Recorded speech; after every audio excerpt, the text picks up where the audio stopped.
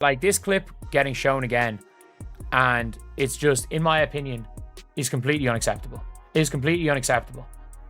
Like, if a coach did this to any other player in the league, they'd be fired. Or they'd at least be questionable in being fired. This clip of one of the assistant coaches chasing Caitlin Clark down as she's riling up the crowd. And it seems like she's getting scolded, reprimanded, told, hey, all that hyping up, don't do that. Don't do it. Let's take a look here first.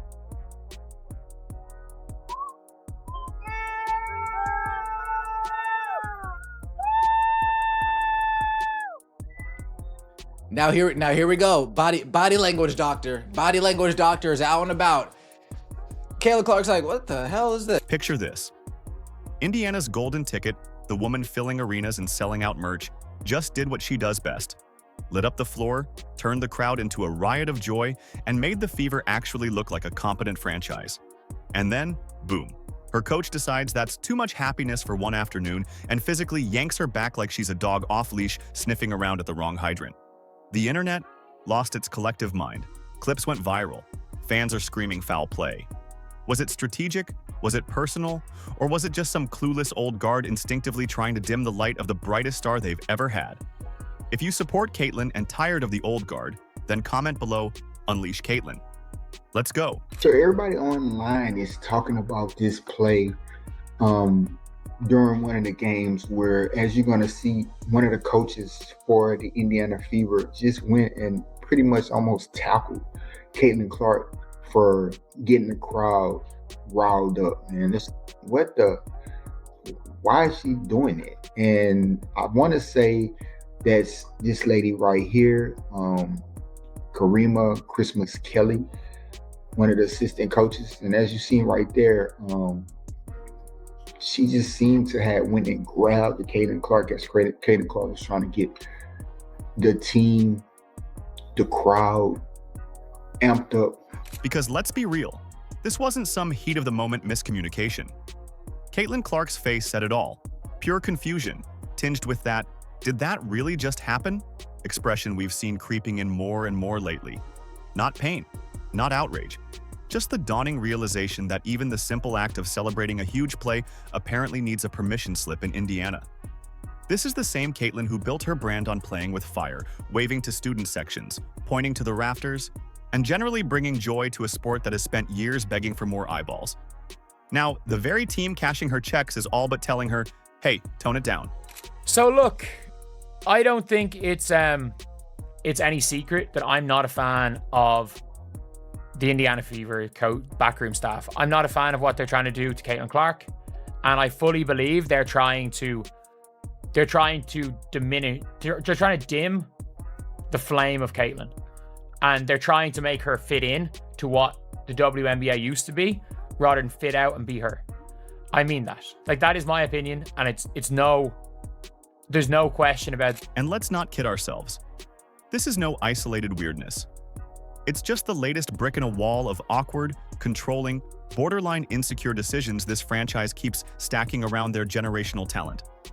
From the moment Clark was drafted, it's like they were more excited to show off their team-first culture than the fact they landed the player literally saving their league's relevance.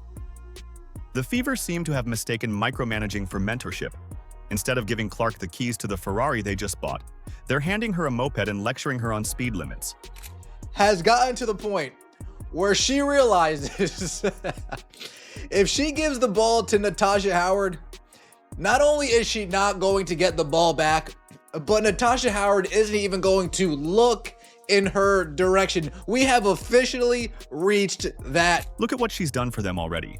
Sold out crowds home and away, jerseys flying off the shelves. Media hits that normally would have taken this franchise a decade to rack up. Any sane organization would be rolling out a red carpet lined with gold bricks. Instead, they're busy acting like Caitlin's a rookie intern who needs constant reminders not to outshine her supervisors in meetings. Her spark, her confidence, her infectious charisma. Those are the things you build statues for, not leash with some corporate handbook on humble celebrations. Then goes and hits a step back three on JC Sheldon. And she goes, the whole crowd's going nuts. And she comes And she's getting subbed off, by the way, at this stage. She's getting subbed off for the game. She doesn't go back in the game at this stage. So it's not like it's a close game. They're up 20. She does not see the floor again. Caitlin Clark is there hyping up the crowd. She's there trying to hype up the crowd. Exactly what you want. Exactly what you want. You want to see this version of Caitlin. You want to see this player. And watch what happens here. So the coach just grabs her. Just grabs her out of nowhere. And we can't ignore the management side of this cringe fest. It's like they stumbled face first into a marketing jackpot, then immediately panicked that their new franchise face might be too visible? Too much of the reason fans are tuning in? So what's the plan? Limit her minutes, ice her during pivotal runs, and now literally drag her out of her own hype moments. They're treating a player who should be Indiana royalty like she's some overzealous bench warmer who forgot she's not allowed to enjoy the show. Watch how this plays out on the court. If it's not suspiciously early trips to the bench for rest, it's teammates suddenly acting like ball movement is optional when she's wide open. Now add a coach physically stopping her from high-fiving the crowd, and the picture's pretty clear. This isn't structure, it's control. This isn't mentorship. It's mild sabotage dressed up in matching polos. That is transpiring with the Indiana Fever, but I said this yesterday, there is definitely something going on within the locker room, the front office. Something is off, man. This is the third situation in one game we have had involving Caitlin Clark and the coaching staff and pretty much another player. We had the Natasha Howard situation where Caitlin Clark bent down to tie her shoe up because she knew Natasha Howard wasn't even going to pass her the damn ball.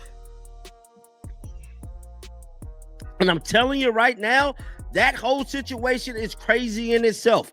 Ever since DeWanna Bonner been gone, they have simply turned this thing into the Natasha Howard team. You know what's truly nuts?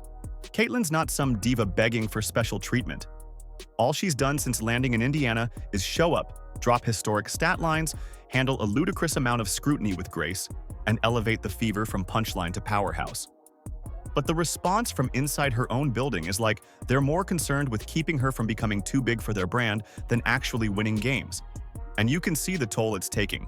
The joy's still there, barely. The trademark Clark grin still breaks through, but watch close. When she's yanked for no reason, when teammates ignore her on the wing, or when a coach manhandles her mid-cheer, there's that micro-expression of confusion. A flicker of, why am I even here if I can't be me? It's that invisible gut punch only real hoopers can see. A competitor's soul getting quietly bruised by people who should be her biggest advocates. Last season in the WNBA, Caitlin Clark was 26.5% of all economic activity as a rookie. Merchandise in the league went up 234%. But here was the one that struck me. Before she got there, the Indiana Fever, the valuation of the franchise was $90 million. After playing, 40 games, the valuation of that team now is $340 million. I don't think it's a game you duplicate. There is no second Steph Curry. There is no other player that plays like that. She could be $1 billion athlete. Like, when I see these numbers, I'm like, oh, this is high. Which brings us to the ugliest truth bubbling beneath all this. There's a very uncomfortable dynamic unfolding here that has less to do with basketball and more to do with narrative gatekeeping. Caitlin Clark is a white woman dominating a league that, frankly, didn't have her demographic penciled in as the face of the future.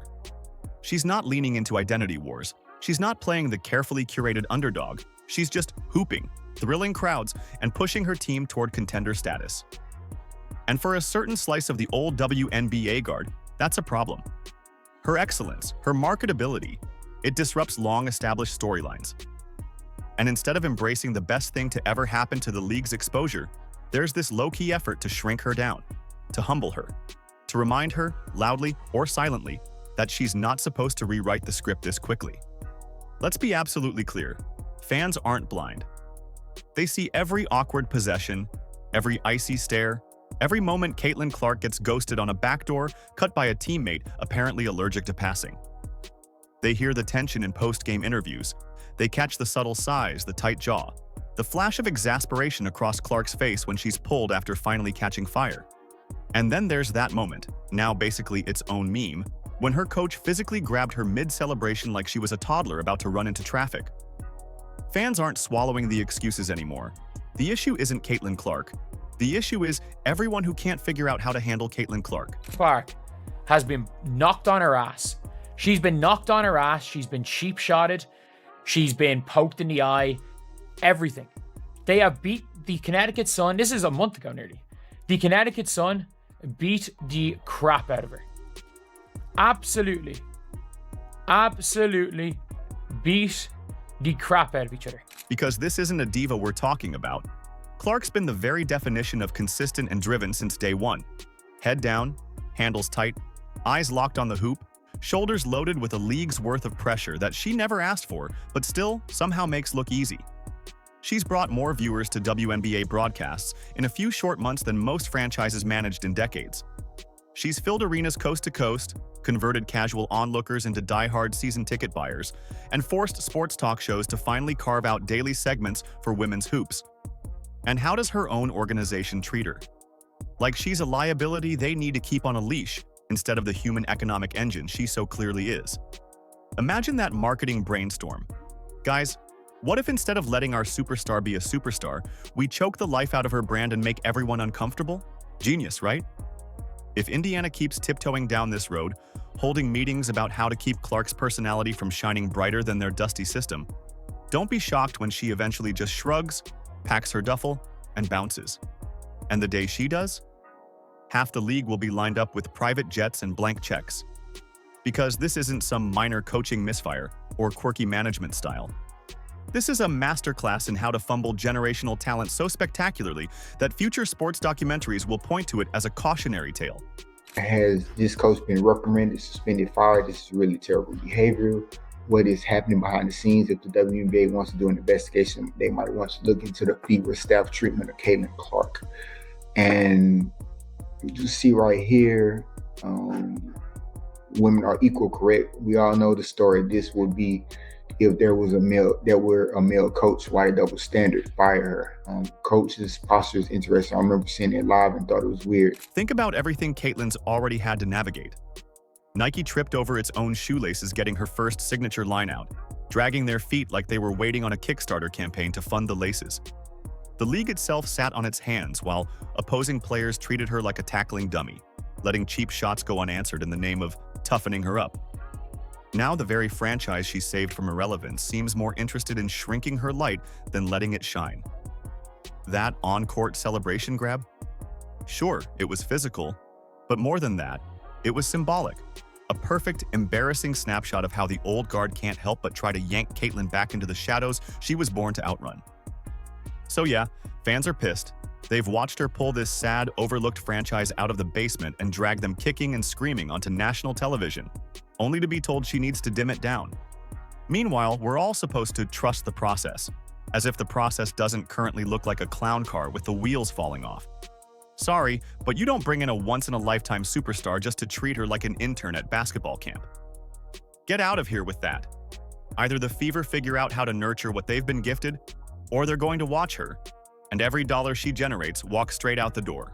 The word on the street is CC told Stephanie White to sit Kelsey Mitchell and Howard because they don't pass.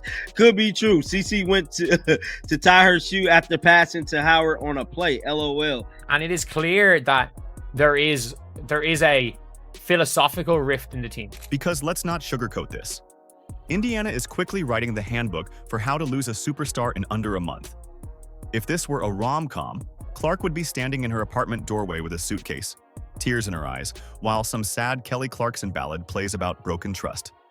That signature swagger, the logo threes, the confident finger points, the crowd hyping shouts, has dimmed. This isn't about adjusting to the pro game. It's about a franchise actively vacuuming the fun out of the sport for the one player who made it fun for millions again. Watching Indiana try to dull Caitlin Clark's brilliance is like watching someone scrub the glitter off a unicorn because it's too flashy for the barn. From a business standpoint, it's absolute lunacy. There's not a single spreadsheet, market forecast, or PowerPoint in the world that could justify smothering the best marketing asset you've ever had. Clark is more than a player. She's a living, breathing revenue spike with a jump shot. But here come the Fever, clutching their clipboards, apparently brainstorming new ways to ensure she never cracks a genuine smile again. And newsflash, she hasn't looked truly happy in weeks. Who would be? She got drafted into a quagmire of shaky chemistry, has a coach who treats her like she's radioactive, and teammates who seem to view passing to her like it's a risky investment. Every game looks like a group project where she's forced to stand by helplessly while everyone else tanks the grade. And heaven forbid she show even a flicker of joy. Then, she's yanked back like a naughty kid reaching for a cookie before dinner. The message is loud and clear. Be less, Caitlin. Caitlin Clark getting basically wrecked. This is one of the worst decisions that I have ever seen any league engage in. Caitlin Clark is the biggest draw for a team sport in my life relative to the audience that would be fans of the sport without her. Bigger than Michael Jordan was for the NBA, bigger than any NFL star has ever been. All of those sports were very popular before those athletes got there. Caitlin Clark is the golden goose. Every game she is dropping golden eggs, and they are trying to strangle the golden goose to death. It's one of the dumbest things. It's genuinely baffling that a league desperate for ratings would greenlight this circus. The WNBA finally stumbles upon its ratings queen, and instead of rolling out a velvet throne, they shove her into a cubicle with a 40-page rulebook on how not to overshadow the veterans. She gets picked apart for every smile, scolded for every fist pump, expected to slice up defenses while somehow not bruising a single ego along the way. No wonder her expressions have started shifting from determined to downright weary. Clark isn't just dodging defenders anymore. She's bobbing and weaving through petty politics, fragile egos, and subtle sabotage, all carefully disguised as tough love. I'm all for the veteran players. But at the end of the day, did we all forget that this is Caitlin's team? Like, did y'all just throw that whole situation out the window? Number 1 draft pick, rookie of the year, breaking all the damn records like they're scratch-offs? Bruh, what is we doing here, dog? I mean, Stevie Wonder could see that they tripping, man, at this point in time. I mean, I want to see the Caitlin we seen in Iowa. What happened to the Iowa CC? The greatness. I mean, bruh, we haven't seen the Logo 3 in a month. And if you want to start the trade rumors, go right ahead. Because maybe the only thing sadder than watching Clark get benched for some forced team development arc is knowing there are franchises out there literally drooling at the thought of building around her. She's not flawless. No one is. She takes wild shots, she's cocky, she'll let you hear it. But that's what makes her the comet she is. Indiana clearly doesn't get it. Maybe another team will. Let her go somewhere that understands once in a generation means you hand over the keys, step out of the way, and enjoy the fireworks. Because here's the hard truth. You can't strip away what makes Caitlin Clark and still expect magic. You can't box her into some respect the hierarchy, wait your turn, keep it humble, script, and expect logo threes and record-shattering assists. That fearlessness, that brash edge, that's the entire show. Trying to sand down her sharpness isn't just dumb. It's costly. Every time she watches a teammate brick a wide-open look instead of giving her the ball, that's a highlight. And a piece of her confidence, dying in real time. She entered this league with more momentum than any rookie in history, broke 62 records and became all-WNBA first team on her first year. Now she's standing around looking like she's replaying bad life choices in her head. And make no mistake, this isn't a normal learning curve. It's an ecosystem too stuck in its old ways to handle the hurricane it begged for. Caitlin Clark, this is for Caitlin. If you're not Caitlin, keep it pushing. Okay, this is for Caitlin only. Caitlin, what I'm about to tell you as a supporter of yours, as a fan of yours, that has been watching you since Iowa, I'm gonna hold your hand when I tell you this. The WNBA, it's time to wrap that shit up. Okay, it's time to go. Pack your shit up. Let's go. I don't want this for you no more. Okay, I've been here. I don't want this for you no more. It's too much expectation. It's all about race. It's too biased. The Fever and the WNBA at large had one simple job: lean all the way in. Let her lead. Let her thrill. Let her raise the bar so high everyone else has to level up or step aside.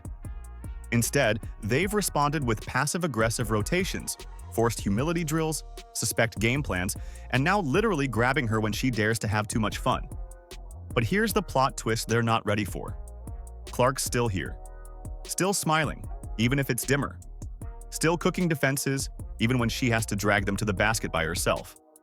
And somewhere out there, another team's front office is watching all this dysfunction and clearing salary cap space because They know exactly what's up. Caitlin Clark doesn't need Indiana. But Indiana without her, they'd fade right back into that dark corner of irrelevance where she found them. If you support Caitlin and tired of the old guard, then comment below, Unleash Caitlin. Like, subscribe, and turn on all notifications so you never miss out. Click the video on the screen, and we will see you in the next one.